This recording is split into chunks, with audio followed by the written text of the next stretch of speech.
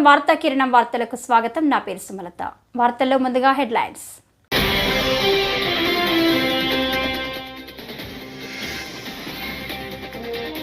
ఉక్రెయిన్లో భారత సంతతి ప్రజలను కలిసిన మోదీ.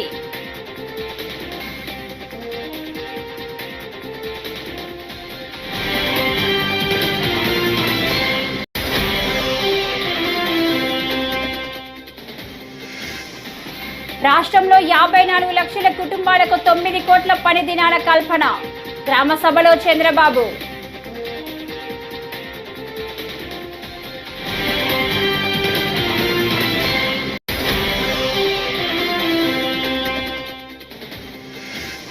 ఏడు మంచు పర్వతాలు అధిరోహించడమే ధ్యేయం. ఎల్బ్రాస్ పర్వతాన్ని అధిరోహించిన అన్నపూర్ణ.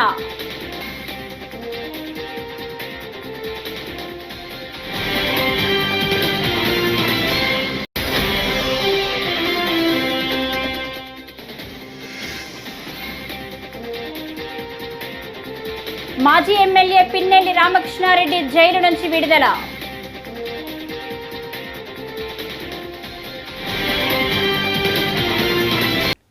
ఇక డీటెయిల్స్ చూస్తే, ఉక్రెయిన్లోని భారత సంతతి ప్రజలు, ప్రవాస భారతీయులు ప్రధాని మోదీని కలిసేందుకు వచ్చారు. ఇండియన్ కమ్యూనిటీని మోదీ ఆప్యాయంగా పలకరించడం ఒక వీడియోలో కనిపించింది. ప్రధాని మోదీ ఇక్కడికి రావడం మాకు సంతోషం. ఆపరేషన్ గంగా టైం నుంచి భారత ప్రభుత్వం ఇక్కడి ఇండియన్ స్టూడెంట్స్కు సహాయం చేస్తుంది అని ఒక భారత విద్యార్థి చెప్పారు. ప్రధాని మోదీని కలవడానికి ఎప్పటి నుంచో ఎదురు చూస్తున్నాను. ఆయన్ని చూసే అవకాశం వచ్చింది. వీలైతే మాట్లాడతాను అని మరో విద్యార్థి చెప్పాడు.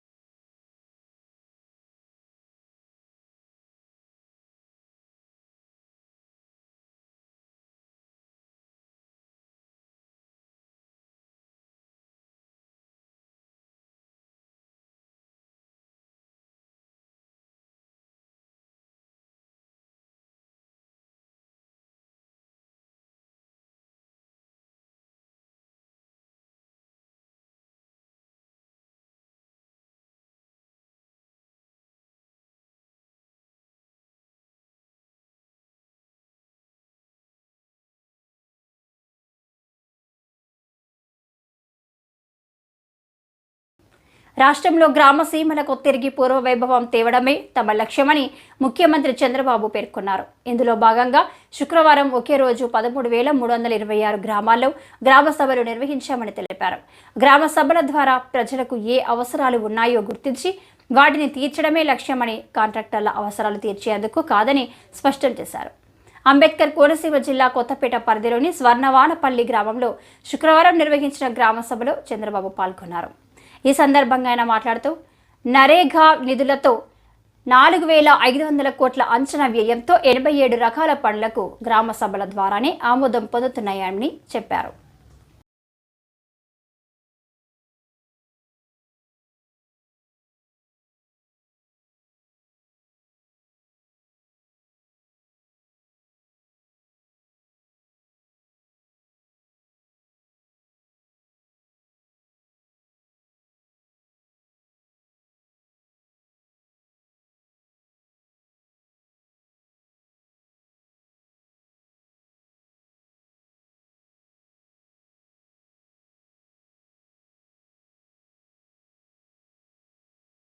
గడిచిన 5 సంవత్సరాలు ఎప్పుడైనా ఒక గ్రామ సభలో కూర్చొని మాట్లాడుకున్న దాఖలాలు ఉన్నాయా అని మిమ్మల్ని అడుగుతున్నా. ఎప్పుడైనా ఒక ముఖ్యమంత్రి ఒక ఉప ముఖ్యమంత్రి మీ దగ్గరికి వచ్చి సాదా సీదాగా వచ్చి కూర్చున్న సందర్భాలు ఉన్నాయా అని అడుగుతున్నా. ఆ రోజు మీరు చూస్తే ముఖ్యమంత్రి వస్తున్నాడంటే మొత్తం చెట్లన్నీ నరికేయాలి. ఇక్కడికి వచ్చుంటే ఈ పల్లాలమ్మవారి దేవాలయంలో మొత్తం చెట్లన్నీ నరికేసేవాడు. అవునా కాదా గుర్తు తెచ్చుకోమంటున్నా. ఆయన వస్తున్నా అంటే పరదాలు కట్టేయాలి. అదే సమయంలో అందరి ఇళ్ల దగ్గర అరెస్ట్ చేసేయాలి. ఎవరు బయట రాకూడదు.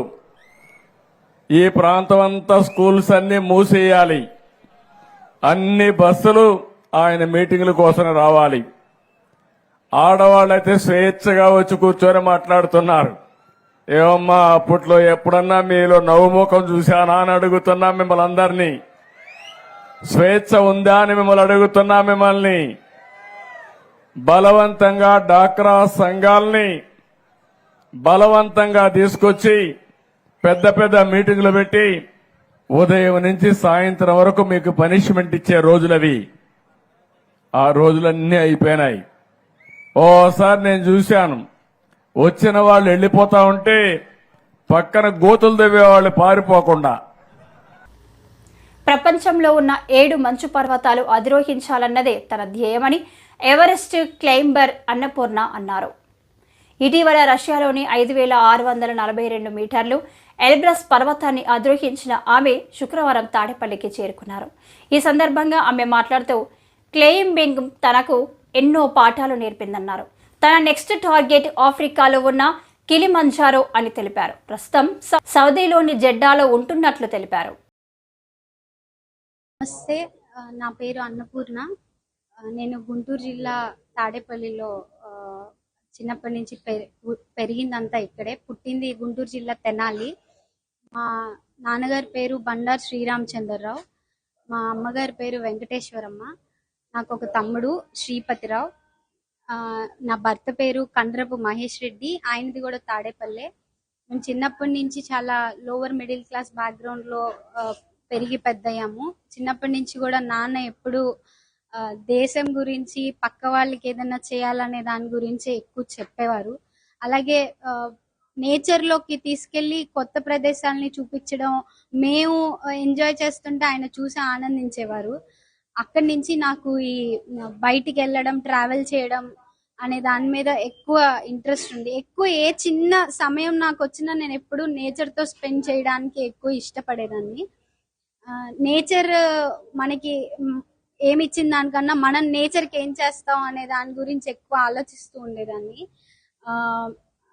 ఈ మంత్ ఈ ఆగస్ట్ 19th నేను యూరోప్లో ఉన్న ఎత్తైన పర్వతం అధిరోహించడం జరిగింది. దాని పేరు మౌంట్ ఎల్బ్రూస్. ఇది 5,642 మీటర్స్ అబౌవ్ సీ లెవెల్ ఉంది. టెంపరేచర్స్ వచ్చేసి -20, -18 ఉన్నాయి మేము ఎక్కినప్పుడు. సో ఇది చాలా కష్టంతో, చాలా రిగరస్ ట్రైనింగ్తో నేను ఇది అచీవ్ చేయడం జరిగింది. దీనికి 1-2 months ముందు నుంచే నా ఆహారంలో కానీ, నా ఫిట్నెస్లో కానీ నేను చాలా చేంజెస్ చేసుకున్నాను. రాష్ట్రంలో 13,326 గ్రామాలలో ఒకేసారి గ్రామ సభలు నిర్వహించడం ఒక చరిత్ర అని రాష్ట్ర మంత్రి డోలా బాల వీరాంజనేయ స్వామి అన్నారు. సిఎస్ పురంలో ఆయన మీడియాతో మాట్లాడుతూ పల్లెలను స్వర్ణ గ్రామాలుగా అభివృద్ధి చేసేందుకు CM Chandrababu, deputy CM Pawan Kalyan చర్యలు తీసుకుంటున్నారని అన్నారు. ఇందులో భాగంగానే రాష్ట్ర వ్యాప్తంగా గ్రామ సభలు జరుగుతున్నాయన్నారు. పల్లెల్లో మౌలిక వసతులు కల్పిస్తామన్నారు. ఈరోజు 13,326 గ్రామ పంచాయతీల్లో స్వర్ణ గ్రామ పంచాయతీలు ఏర్పాటు చేసుకునే లక్ష్యంగా రాష్ట్రంలో ఎన్నడూ లేని విధంగా ఒకే రోజు ఇన్ని గ్రామ సభలు నిర్వహించడం ఒక చరిత్ర. ఈ చరిత్రకు ప్రోత్సహించినటువంటి, నాంది పలికినటువంటి ప్రీతమ ముఖ్యమంత్రులు శ్రీ నారా చంద్రబాబు నాయుడు గారికి, ఉప ముఖ్యమంత్రి శ్రీ కొణిదెల పవన్ కళ్యాణ్ గారికి మేము ప్రత్యేకంగా ధన్యవాదాలు తెలియజేస్తున్నాం. ఈ గ్రామాల్లో సిమెంట్ రోడ్లు, కాలువలు, అదేవిధంగా మంచినీళ్లు, ప్రతి ఇంటికి విద్యుత్తు, గ్యాసు, అదేవిధంగా మనకి పంట కాలువలు, గోకులాల షెడ్లు, మేకలకి గొర్రెలకి షెడ్లు, అదేవిధంగా సామాజిక వనీకరణం, పొలాల అభివృద్ధి, ఇటువంటి వ్యక్తిగత పనులతో సహా అన్నింటి నిర్మాణాల్లో పూర్తి చేసుకునే విధంగా ప్రణాళికలు సిద్ధం చేసుకోవడం జరిగింది. ఈరోజు ప్రతి ఒక్కళ్ళు కూడా చాలా చైతన్యంగా ఉన్నారు. గతంలో ఉపాధి హామీ పథకం ద్వారా చాలా అవినీతి అక్రమాలు జరిగాయి. ఈ రోజున మేము మా ముఖ్యమంత్రి గారు ప్రమాణ స్వీకారం చేసిన తర్వాత కొన్ని సంతకాలు పెట్టారు. కష్టకాలంలో కూడా పెన్షన్లు పెంచి పంపిణీ చేయడం జరిగింది. అదేవిధంగా ప్రమాదమైనటువంటి ల్యాండ్ టైటిల్ చట్టాన్ని కూడా రద్దు చేయడం జరిగింది. అదేవిధంగా స్కిల్ డెవలప్మెంట్ కోసం స్కిల్ సెన్సస్ను చేయడం జరిగింది. యువతకి మనం 10 ఉద్యోగాల కోసం డిఎస్సి ద్వారా ఉద్యోగాల నోటిఫికేషన్ ఏర్పాటు చేయడం జరిగింది. అంతేకాకుండా మనం అన్నా క్యాంటీన్లు కూడా నిన్న 15వ తారీఖున తిరిగి ప్రారంభించుకోవడం జరిగింది. ఇవన్నీ కూడా చూసుకున్న తర్వాత అభివృద్ధిని సంక్షేమాన్ని పరిగెత్తించి 2 కళ్ళలాగా సమపాలనలో తీసుకోబోయే ప్రభుత్వం మన ప్రభుత్వం ఉంది. విజన్ 2047 దృష్టిలో పెట్టుకొని ఈ రాష్ట్ర అభివృద్ధికి ఈ రోజునటువంటి తెలుగుదేశం, జనసేన, బీజేపీ ప్రభుత్వాల ఎన్డీఏ ప్రభుత్వం కృషి చేస్తుంది. ఇందులో భాగస్వామ్యమైన ప్రజలందరికీ కృతజ్ఞతలు తెలియజేస్తూ సమస్యలు ఇంకా ఏమైనా ఉన్నా ఇది అంతం కాదు, ఇది ఆరంభం మాత్రమే. ఏ సమస్యలున్నా తీసుకొచ్చి గ్రామ సభలో చర్చించి వాటికి పరిష్కారం చూపెడదాం. ఈ ప్రాంతంలో జరిగినటువంటి భూమాఫియాని అరికెట్టే విధంగా మేము చర్యలు తీసుకుంటామని తెలియజేస్తాం. వైఎస్ఆర్సీపీ మాజీ ఎమ్మెల్యే పిన్నెల్లి రామకృష్ణారెడ్డి జైలు నుంచి విడుదలయ్యారు. రెంటచింతల కారంపూడిలో నమోదైన కేసుల్లో బెయిల్ రావడంతో ఆయన శనివారం ఉదయం జైలు నుంచి బయటకు వచ్చారు. అక్రమ కేసుల కారణంగా పిన్నెల్లి 55 రోజుల పాటు జైల్లో ఉండాల్సి వచ్చింది. పిన్నెల్లి బయటకు వస్తున్న నేపథ్యంలో వైఎస్ఆర్సీపీ నేతలు ఆయనకు స్వాగతం పలికారు. ఈ సందర్భంగా మాజీ మంత్రి కాకాని గోవర్ధన్ రెడ్డి మాట్లాడుతూ హైకోర్టు ఉత్తర్వుల మేరకు మాచర్ల మాజీ ఎమ్మెల్యే పిన్నెల్లి రామకృష్ణారెడ్డిని విడుదల చేశారు. ప్రజలకు సంబంధించిన వ్యక్తిపై వివిధ కేసులు పెట్టి ఇబ్బందులు పెట్టారు. పాపం పిన్నెల్లి రామకృష్ణారెడ్డి ఏమి నేరం చేస్తే 2 వారాల పాటు ఆయన జైల్లో 2 నెలల పాటు ఆయన జైల్లో మగ్గాల్సినటువంటి పరిస్థితి ఏర్పడింది. ఈవీఎంలు చాలా మంది మొన్న సార్వత్రిక ఎన్నికల్లో ధ్వంసం చేశారు, చాలా మంది తీసుకెళ్లి బయట వేశారు. అటువంటిది ఈరోజు ఎవరో ఒక ప్రైవేటు వ్యక్తులకి ఏదైతే అధికారుల చేతిలో ఉండాల్సినటువంటి వీడియో క్లిప్పింగ్ ఉందో అది ప్రైవేటు వ్యక్తుల చేతికి వెళ్ళింది, మీడియాలో వచ్చింది. దాని మీద విచారణ చేపట్టలే, కానీ అదేదో అడ్డం పెట్టి ఈరోజు రామకృష్ణారెడ్డి గారిని జైలుకి పంపించాలనేటువంటి ఆలోచన చేయడం దుర్మార్గం. అందుకనే మరలా చెప్తున్నాం, చంద్రబాబు నాయుడికి ప్రజలు అవకాశం ఇచ్చింది. అయ్యా నువ్వు అభివృద్ధి సంక్షేమ కార్యక్రమాలు అమలు చేయమని తప్ప అభివృద్ధిని ఈరోజు లేకుండా సంక్షేమ కార్యక్రమాలు అమలు చేయకుండా ఈరోజు కేవలం కక్ష సాధింపులకి విధ్వంసమైనటువంటి పాలనకి శ్రీకారం చుడితే రాబోయేటువంటి రోజుల్లో ఫలితాలు ఏ విధంగా ఉంటాయనేటువంటిది నువ్వే చవిచూడబోతావని చెప్పి సందర్భంగా తెలియజేస్తున్నాం. కాబట్టి ఈరోజు పాపం ఆయనకు సంబంధించినటువంటి ఆంధ్ర రాష్ట్ర ప్రజానీకం మొత్తం ఈరోజు రామకృష్ణారెడ్డి అంటే తెలియనటువంటి సానుభూతి. అయ్యో ఇటువంటి వ్యక్తిని తీసుకెళ్లి ఇన్నిసార్లు ప్రజల్లో గెలిచినటువంటి వ్యక్తి, పరపత కలిగినటువంటి వ్యక్తి, అటువంటి వ్యక్తిని తీసుకువెళ్లి ఈరోజు అన్యాయంగా జైల్లో నిర్బంధించారనేటువంటి బాధ భావం రాష్ట్ర ప్రజల్లో ఏర్పడింది. ఆయనకు సంబంధించినటువంటి బంధువులు కావచ్చు, కుటుంబ సభ్యులు కావచ్చు, పాపం సన్నిహితులు కావచ్చు, శ్రేయోభిలాషులు కావచ్చు, ఎంత తల్లడిల్లిపోయి ఉంటారనేటువంటిది ప్రత్యేకంగా చెప్పాల్సినటువంటి అవసరం లేదు. కాబట్టి ఈరోజు మనం అందరం గమనించాల్సింది దుర్మార్గమైనటువంటి పాలన, రాక్షస పాలనలో ఈరోజు ఆంధ్ర రాష్ట్ర ప్రజలు మగ్గుతున్నారు. వైఎస్ఆర్ కాంగ్రెస్ పార్టీ నాయకులకు ఈరోజు పిన్నెల్లి రామకృష్ణారెడ్డిని తీసుకొచ్చి నిర్బంధించి అక్కడ మాచర్లలో విధ్వంసం సృష్టించి అక్కడ ఉన్నటువంటి వైఎస్ఆర్ కాంగ్రెస్ పార్టీ నాయకులు సానుభూతి పరుల మీద దాడి చేసి వాళ్ళకి అండగా నిలవడానికి రామకృష్ణారెడ్డి ఉంటాడు. కాబట్టి రామకృష్ణారెడ్డి అనేటువంటి వాడు అండగా నిలవకపోతే రామకృష్ణారెడ్డిని జైలుకి పంపిస్తే యథేచ్ఛగా మనం దాడులు చేయొచ్చు, యథేచ్ఛగా మనం హత్యలు చేయొచ్చు, యథేచ్ఛగా వాళ్ళ ఆస్తులను విధ్వంసం చేయొచ్చు, నాశనం చేయొచ్చు అని చెప్పి వాళ్ళ మీద దాడి చేయ తిరుమల శ్రీవారిని ప్రముఖ సినీ నటుడు నాని, నటి ప్రియాంక మోహన్ దర్శించుకున్నారు. శనివారం వీఐపీ ప్రారంభ విరామ దర్శన సమయంలో కుటుంబ సభ్యులతో కలిసి నాని స్వామివారి సేవలో పాల్గొన్నారు. టీటీడీ అధికారులు వారికి స్వాగతం పలికి దర్శన ఏర్పాట్లు చేశారు. దర్శన అనంతరం రంగనాయకుల మండపంలో పండితులు ఆశీర్వచనం చేసి స్వామివారి తీర్థ ప్రసాదాలను అందజేశారు.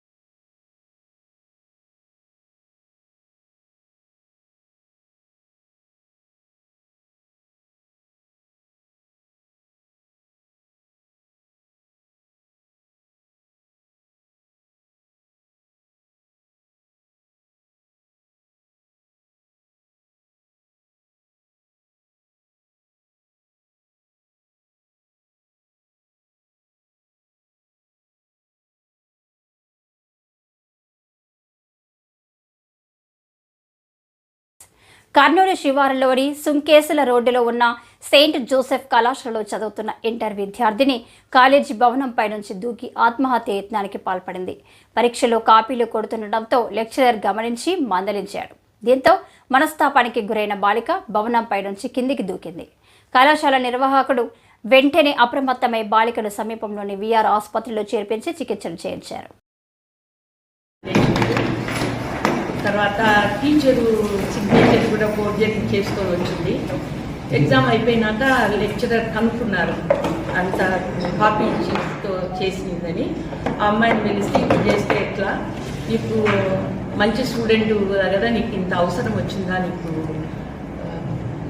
ఇట్లా కాపీని తీసుకొని రావటానికి అని టీచరు మందలించింది. మందలించిన తర్వాత పేపర్స్ అన్ని తీసుకొని ఎవరి స్టాఫ్ రూమ్లకు వాళ్ళు వెళ్ళిపోయినారు. That was the break our, అందరికి బ్రేక్ ఇచ్చినారు. అది ఆ బ్రేక్ అవర్లో అమ్మాయి రైలింగ్ దగ్గరికి పోయి ఏదో ఆలోచిస్తూ ఉన్నట్టు వేరే పిల్లలు చెప్పినారు. దాని తర్వాత రైలింగ్ దిగి పైనుంచి కిందికి దూకిందండి. దేవుని దయ వలన ఏమి కాలేదు అమ్మాయికి. She all right. ఎంఆర్ఐకి పంపించినాము. వెంటనే పోలీస్ స్టేషన్కు ఇన్ఫామ్ చేశాము. ఆర్ఐఓ గారికి కూడా ఇన్ఫామ్ చేశామండి ఈ విషయం గురించి. ఎందుకంటే అటుపక్క సీసీ కెమెరా లేదు.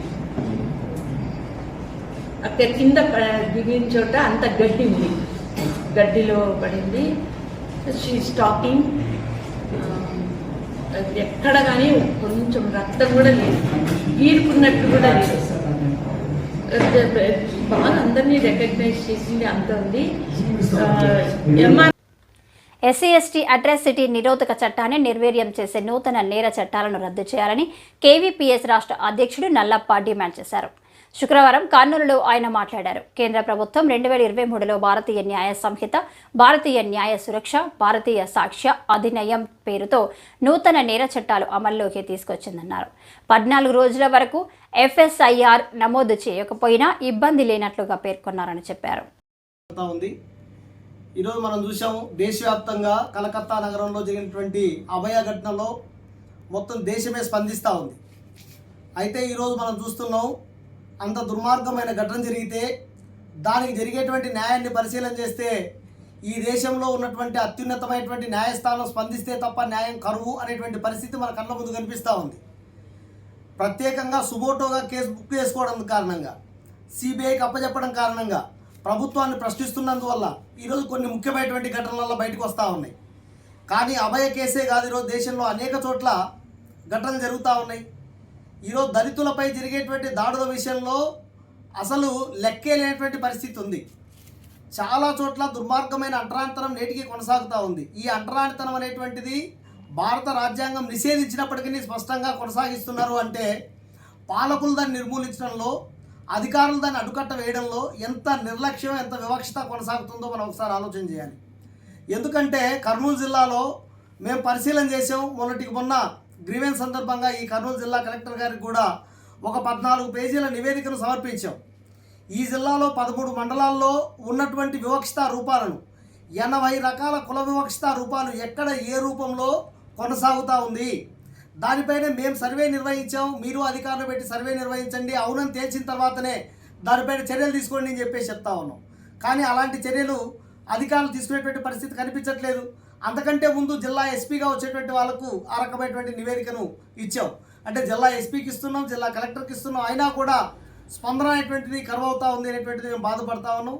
ఎందుకంటే దాడులు కూడా చాలా దుర్మార్గమైన దాడులు జరుగుతూ ఉన్నాయి. కర్నూలు జిల్లా వెల్దుర్తి మండలం రత్నపల్లి అనేటువంటి విలేజ్లో దాదాపు 1.5 రోజుల క్రితం దళిత మహిళ పైన అత్యంత దుర్మార్గంగా దాడి జరిగింది. వాళ్ళ భూమిని గుంజుకొని. ఈ వార్తలు ఇంతటితో సమాప్తం. నమస్కారం.